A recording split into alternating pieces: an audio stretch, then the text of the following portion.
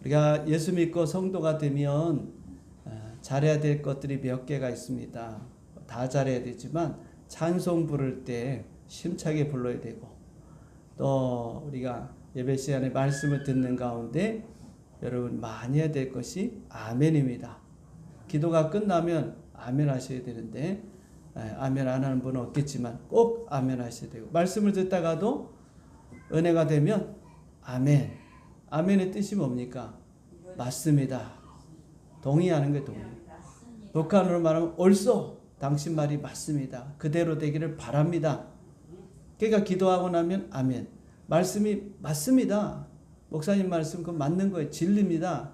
그게 아멘입니다. 그 아멘을 안 하면 동의하는 게 아니에요. 동의를 하셔야 돼요. 또 우리가 그 중에서도 기도가 있습니다. 우리 영혼의 호흡이라고 하고 우리가 기도를 필수적으로 해야 돼요. 누구나 다 기도합니다. 저도 목사니까 기도하고 또 여러분 성도님들도 다 기도하는데, 기도하면서 우리 마음속에 항상 어떤 마음이냐면, 야, 내가 좀 기도를 좀 잘했으면 좋겠다. 여러분 생각에는 목사님은 늘 뭐 기도하고 또 설교도 하고 또 하나님과 이렇게 교통을 하니까 기도를 잘 하시겠지, 그런 생각을 여러분 가질 줄 압니다. 그래서 저도 또 목사님들 보면서, 야, 어쩜 목사님 저렇게 기도를 잘할까. 목사인 저도 기도를 좀 어떻게 하면 잘할 수 있을까, 그 고민이 많습니다. 그래서 다른 분 기도하는 거 들으면서, 야, 저 목사님 어떻게 저렇게 기도를 잘할까. 특별히 뭐 개인적인 기도보다 우리 대중적인 기도가 또 목사는 많잖아요. 그래서 거기에 대한 부담감도 목사는 있습니다. 그래서 어떻게 하든지 또 잘하는 분들의 그 기도도 배우기도 하고, 그래서 우리의 관심은 어떻게 기도를 잘할 수, 아마 성도님들도 그런 마음이 있으실 거예요. 근데 오늘 본문에 보면 11장 1절에 보면은요, 우리만 그런 게 아니라 예수님의 제자들도 어떻게 하면 예수님처럼 기도를 잘할까 하는 그런 생각을 가졌고, 그래서 예수님께 자신들에게도 기도를 좀 가르쳐 주십시오 하고 말씀을 드립니다. 자, 예수께서 한 곳에서 기도하시고 마치심에 제자 중 하나가 여짜오되, 주여, 요한이 자기 제자들에게 기도를 가르친 것과 같이 우리에게도 가르쳐 주옵소서. 여기 요한이라는 것은 세례 요한을 말합니다. 세례 요한에게 제자가 있었죠. 그 제자들에게 기도를 가르쳤단 말이에요. 그러니까 예수님의 제자인 자신들도 예수님도 기도하시는 분이고 또 기도를 잘 하시는 분이니까 어떻게 하면 우리도 예수님처럼 기도를 잘 할 수 있을까? 좀 우리에게도 좀 기도를 좀 예수님 가르쳐 주세요. 이렇게 지금 제자가 질문한 겁니다. 그래서 예수님께서 우리가 너무나 잘 아는 기도의 방법을 가르쳐 주셨어요. 그것이 2절에서부터 이제 4절까지죠. 우리가 너무 잘 아는 주의 기도입니다. 하늘에 계신 우리 아버지, 이렇게 기도하는 내용이 되어 있습니다. 자, 이렇게 예수님께서 기도하는 방식, 기도하는 방법, 이렇게 기도해라 라고 가르쳐 주시면서 그것을 끝난 것이 아니라 주님께서는 더 중요한 말씀을 우리에게 해주고 있습니다. 기도하는 데 있어서 잘 기도하는 것도 중요하지만 더 중요한 게 있다. 그것이 뭐냐면 바로 기도의 응답을 받는 것입니다. 우리는요, 기도를 잘 하려고 합니다. 이거 사람들이 듣는데, 저도 마찬가지예요. 그런 마음으로 기도합니다. 오늘 성도님들한테 은혜를 끼쳐야 되는데, 그런 마음, 솔직한 심정으로 그렇게 해서 기도합니다. 좀 목사가 기도를 더듬더듬 한다든지. 그래서 어떨 때는 참 기도가 어려워요. 왜냐하면은 성도님들이 은혜가 되는 기도를 하고 또 성도님들에게 유익이 되는 그런 기도를, 잘하는 기도를 하고 싶다 보니까 참 이 기도가 어렵습니다. 그런데 예수님께서는 그렇게 기도하는 것도 중요하지만 더 중요한 것은 응답을 받는 기도를 하라는 거예요. 응답을 받는 기도. 그런데 우리는 응답받는 기도에 대해서는 사실 관심이 적죠. 내가 오늘 기도했는데, 대표 기도를 했는데 그 기도한 대로 하나님께서 응답해 주시면 좋겠다. 그러니까 제가 늘 말씀을 드리죠. 지금 이 자리에서 예배 드릴 때에 우리가 오늘 우리 박 집사님 너무 기도를 또 잘했다. 이거 설교가 이게 좀 이상해지네요. 잘 해야 되는데 어쨌든 지금 잘한다는 그 기도가 뭐냐면 지금 이 시간, 지금 이곳에 모인 분들한테 하나님이 응답하고 은혜를 줄 수 있는 그런 기도를 하는 것이 좋다. 뭐 예를 들어서 뭐 세계 선교를 기도하고 남북이 뭐 평화적인 것도 기도하고 해야 합니다. 그러나 저는 그냥 예배 드릴 때 예배에 맞는 오늘 성도님들 왔잖아요. 그 성도들에 맞게 기도해야지. 세계 선교를 위해서 기도하고 남북 통일해서 기도하고 뭐 세계 복음화 기도, 틀린 기도 아닙니다.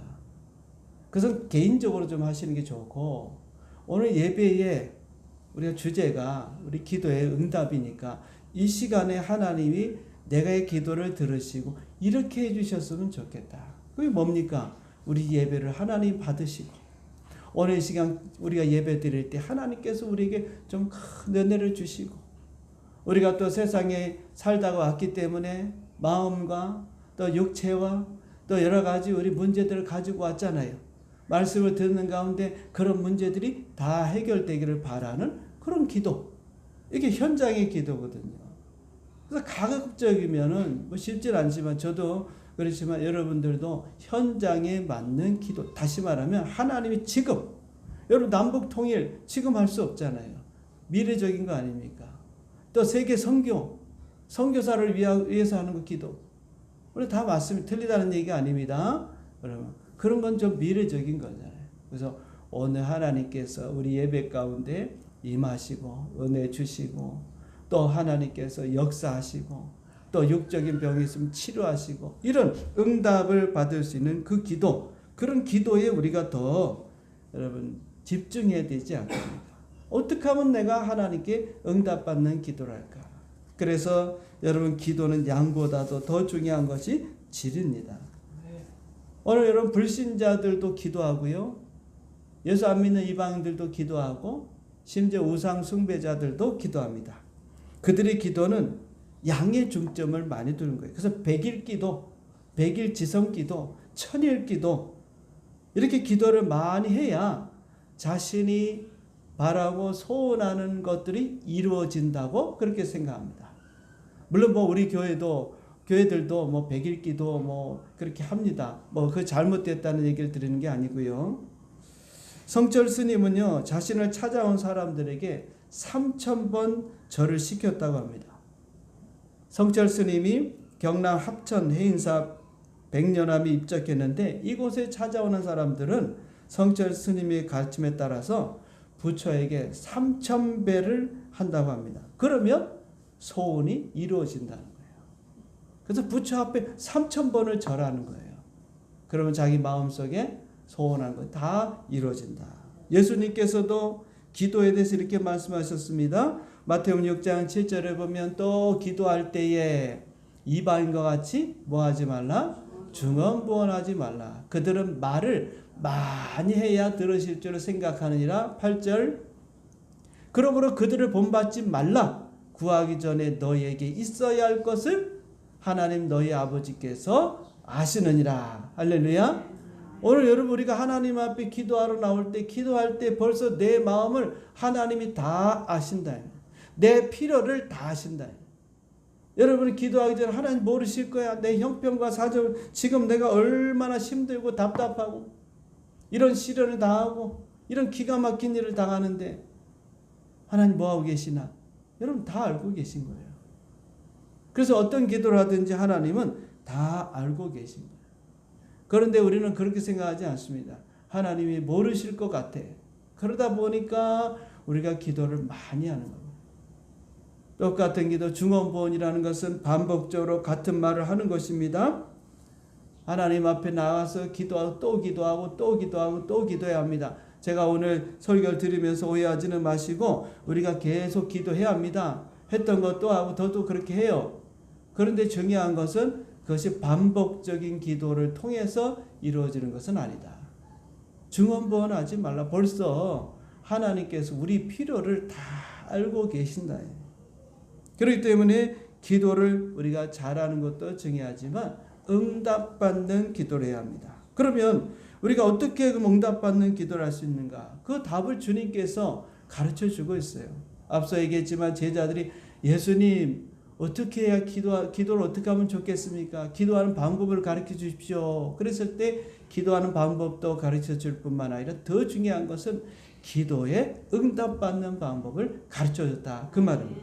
그래서 예수님 비유를 통해서 우리에게 이렇게 말씀하시는데요. 어떤 사람에게 벗이 있는데, 친구가 있는데 그 친구가 밤에 찾아왔습니다.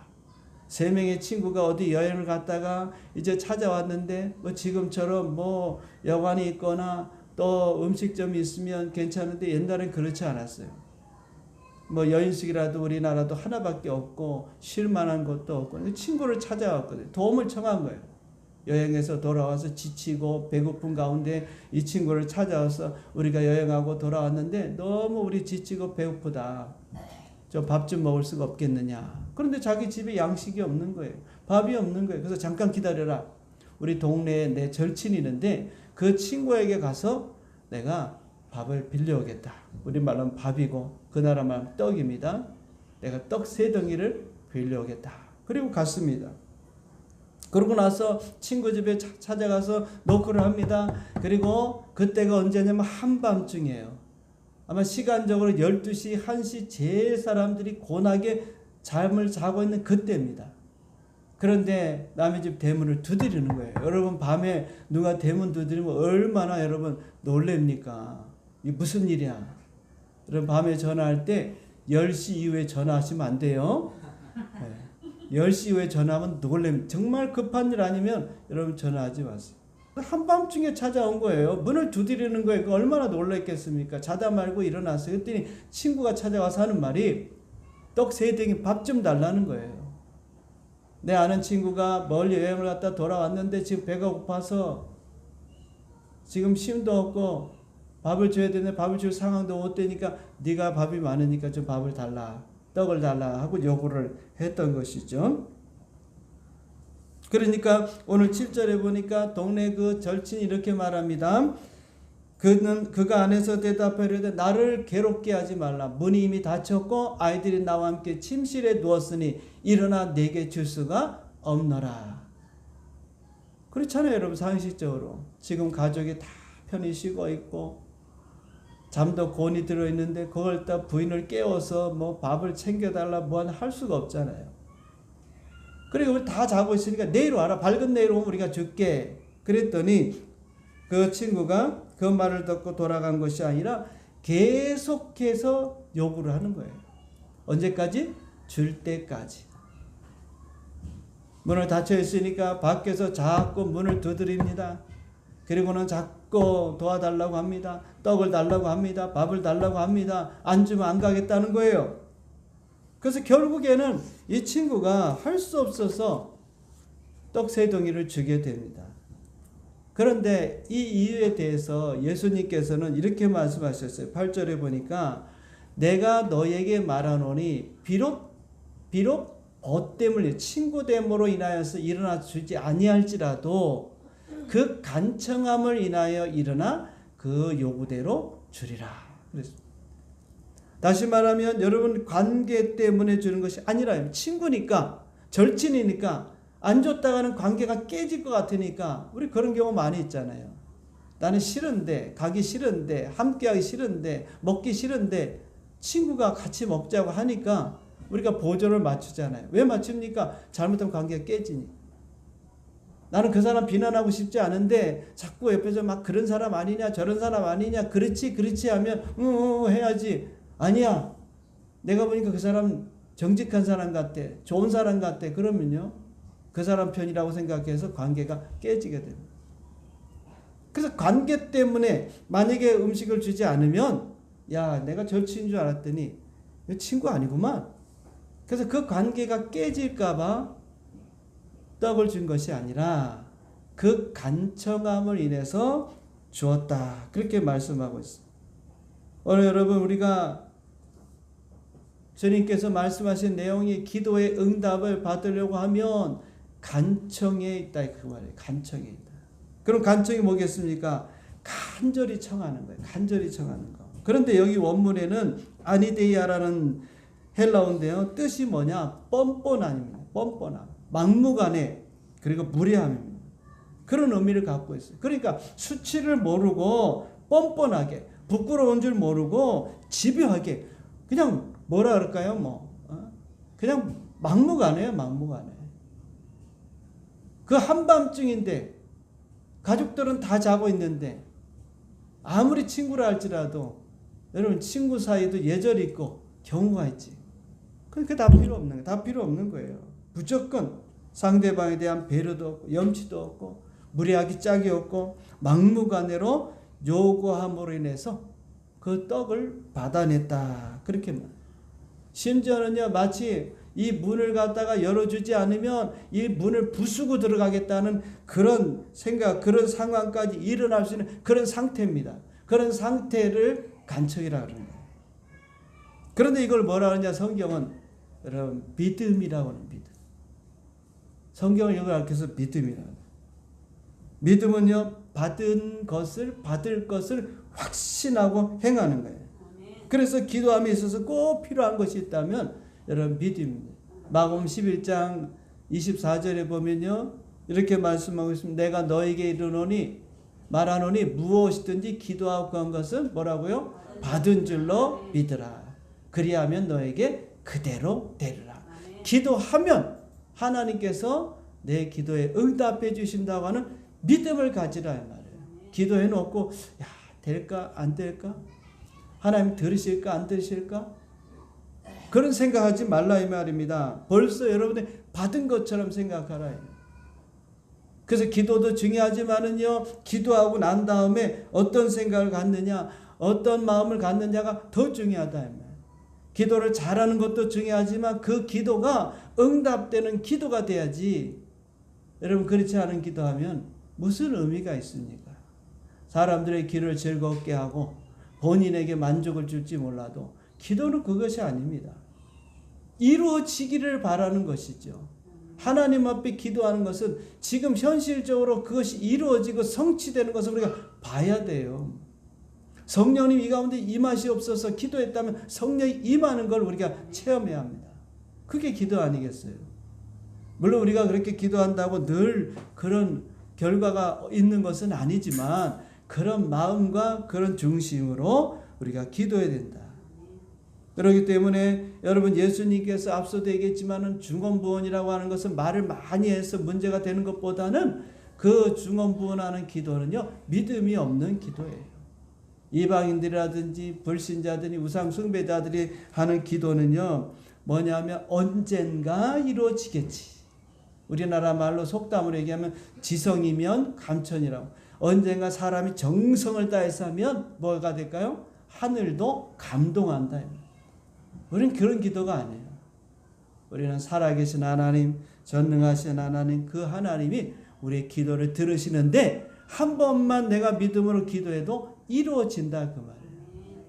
근데 우리는 막 기도만 열심히 하면 기도만 그 기도의 양을 따지고 그 기도의 우리 형식만 따지면 하나님의 기도 응답될 수가 없다. 그렇기 때문에 믿음의 기도는요 응답을 받을 것을 확신하는 거예요. 우리가 확신을 갖고 기도해야 될 줄 믿습니다. 요한복음 11장에 보면 죽은 나사로가 무덤에 묻혀 있을 때 그 나사로를 살리기 위해서 예수님께서 그 무덤 앞에 서셨습니다. 그리고 나서 거기 있는 마리아와 마르다를 향해서 돌을 옮겨 놓으라 그렇게 말씀합니다. 요한복음 11장 41절에 보니까 돌을 옮겨 놓으니 예수님께서 눈을 들어 우러러 보시고 그랬어요. 예수님이 눈을 들어 하늘을 우러러 봤다 이 말이에요.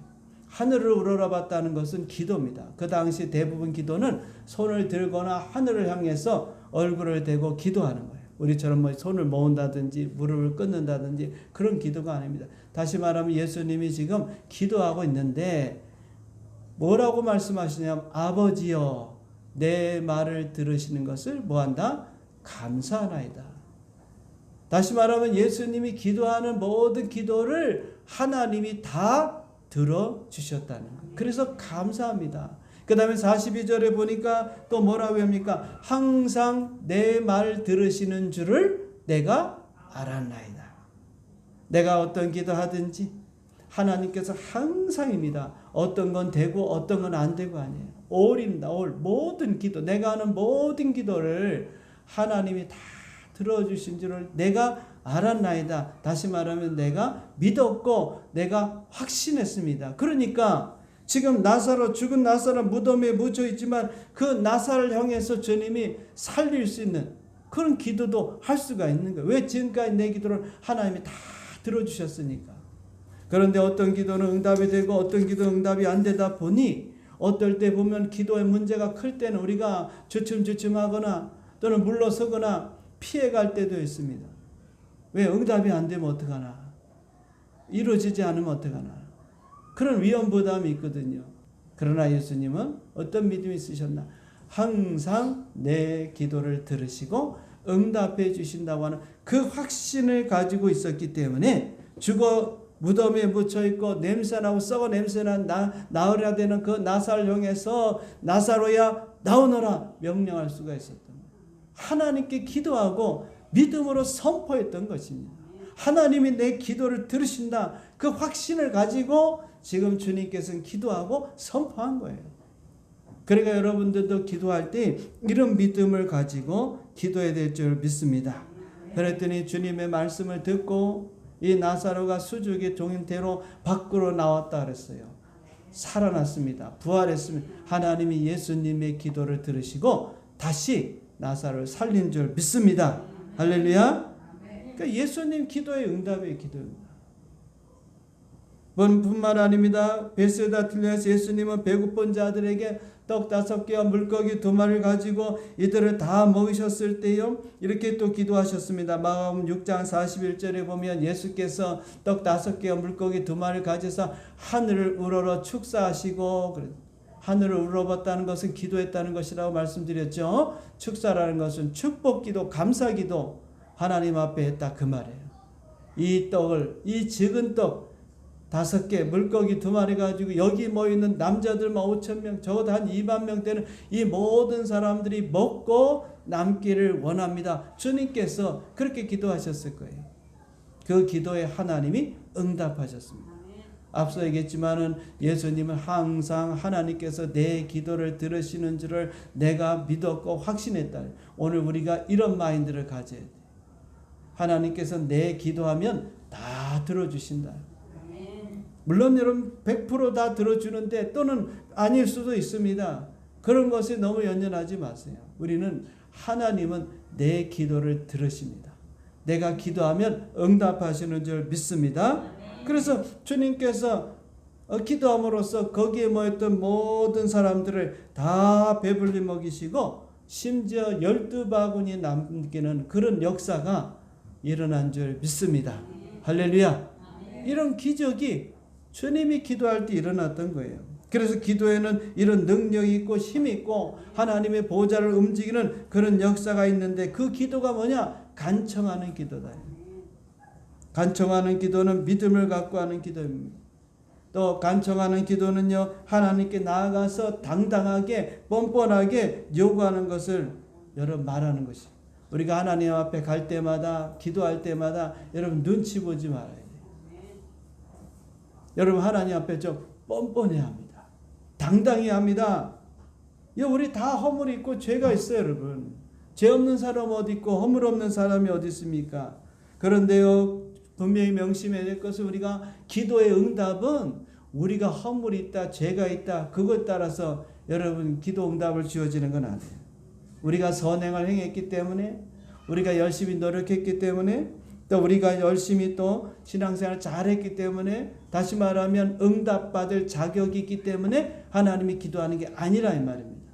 모든 것은 다 하나님의 은혜예요. 예수 그리스도의 십자가 공로지 내가 뭐 잘하겠습니까, 여러분? 하나님을 기쁘시게 한다 하지만은 여러분 삶이 그래요? 그렇지 못하잖아요. 부끄러운 것밖에 없죠. 말 그대로 주일에 오면 우리가 죄진 것밖에 없지 자랑할 게 없어. 뭘 자랑할 게 있습니까? 다 부족하고 다 허물되고 이런 조건을 따지면 여러분 우리는 응답받을 사람 아무도 없어요. 그저 우리는 모든 것이 다 하나님의 은혜로 받는 것입니다. 그래서 에베소서 2장 8절에 보면 너희는 그 은혜에 의하여 믿음으로 말미암아 구원을 받았으니. 여러분 중요한 말씀이라고 오후 시간에 말씀을 드렸죠. 모든 것은 은혜입니다. 하나님이 주시는 모든 것들 다 은혜입니다. 우리가 못해도 부족해도 우리 다 죄인 아닙니까? 허물이 없는 사람은 어디? 잘못 없는 사람이 어딨습니까? 목사는 뭐 죄가 없습니까? 저도 죄가 있고 다 죄가 있어요. 다 부족합니다.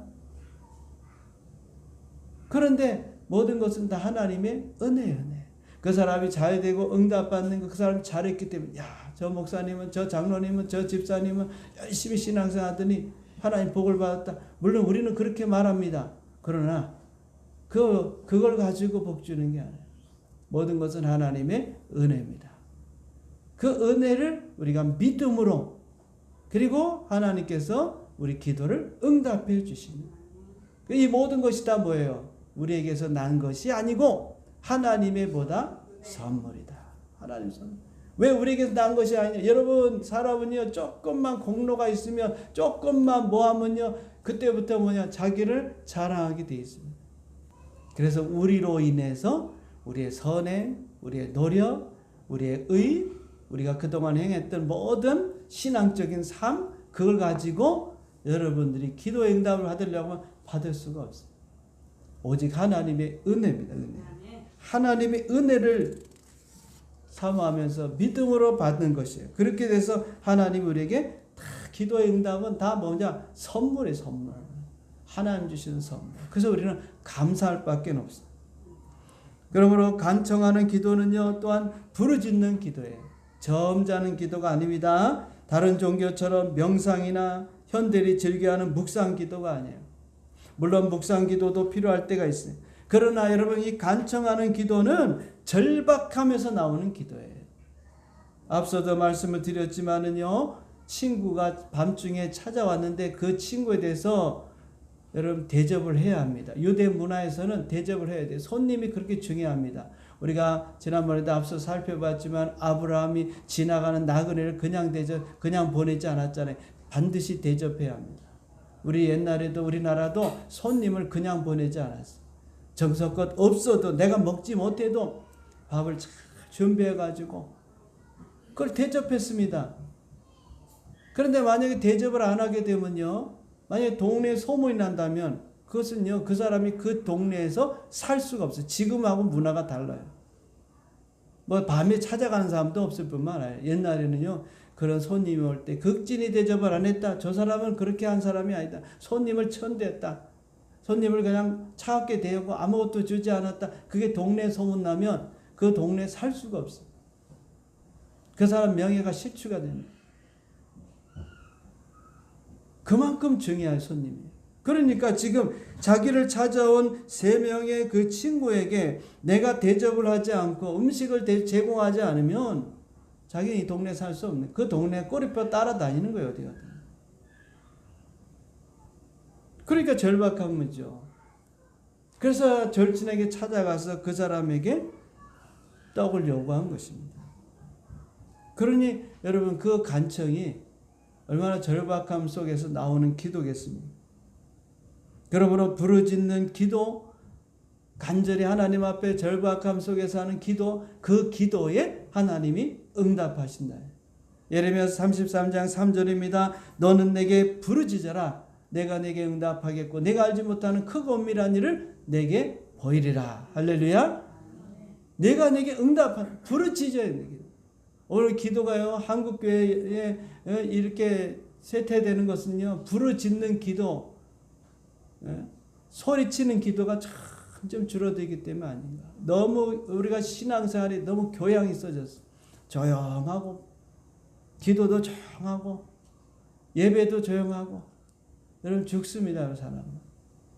우리가 찬양할 때도 좀 힘있게 해야 되고 기도할 때도 좀 뜨겁게 해야 되고, 물론 우리가 너무 또 크게 해서 다른 사람에게 좀 피해를 끼쳐서는 안 되겠지만 혼자 있을 때는 좀 부르짖어 기도해야 되고, 여러분 가능하면 큰 소리로 부르짖어 기도하고 소리내서 기도하고 소리내서 찬송하고 하나님이 그것을 받으시고 들으시는 거예요. 그래서 간청하는 기도는 집요하게 포기하지 않고 그것이 성취될 때까지 부르짖어 하나님 앞에 기도하는, 그럼 하나님이 응답해 주신다. 여러분, 야곱이 형 에서로 인해서 죽을지도 모른다는 그 두려움에 쌓여서 가족들은 다 앞서 강을 건너게 하고 그 야복강 나루에 혼자 남았을 때 야곱은 기도했습니다. 그런데 기도하다 보니까 어떤 사람이 나타나서 이 야곱과 씨름하게 됐다 했어요.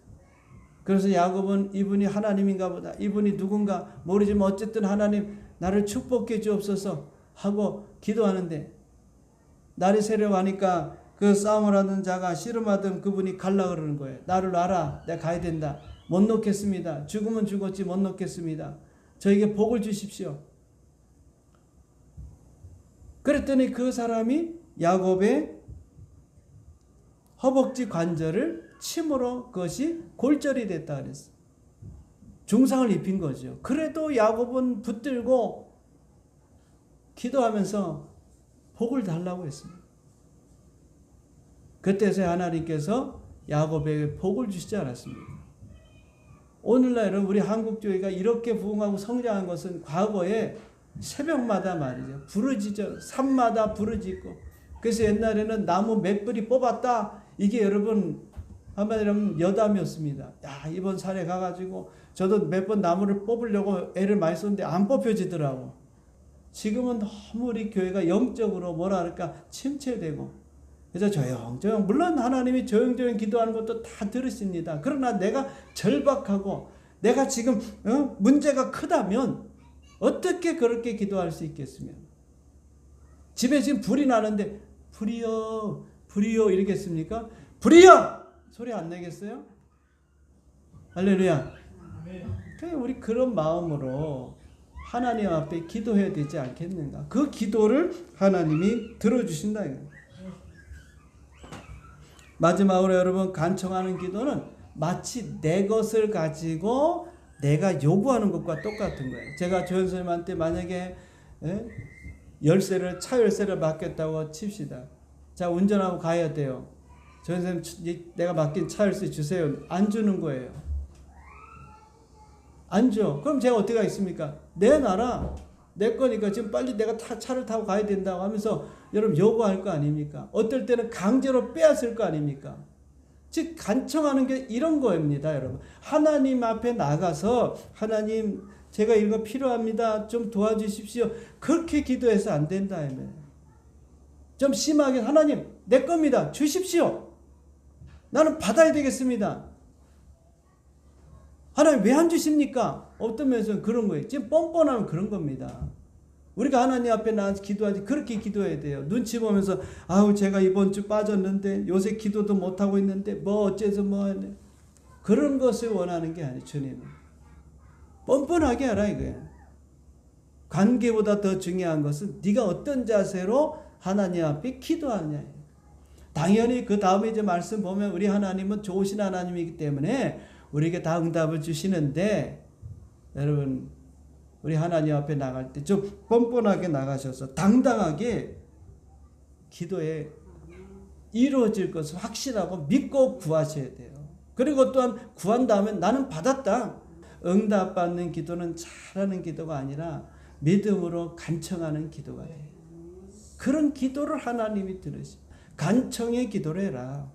하나님께서 부르짖고 기도하면 다 주신다. 그 다음에 말씀은 구하라, 찾으라, 문을 두드리라, 그리하면 너에게 다 주실 것이다. 너희 하나님, 좋으신 하나님이 너희에게 좋은 것을 주지 않겠냐. 마태복음은 그렇게 말하고, 오늘 성경 누가복음에는 성령을 주시지 않겠느냐 이렇게 말해요.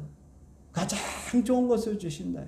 그러므로 오늘 여러분 하나님 앞에 간청하는 기도를 드려서 여러분 기도할 때마다 다 응답받는 우리 성도님 다 되시기를 주님의 이름으로 축원드립니다. 아멘.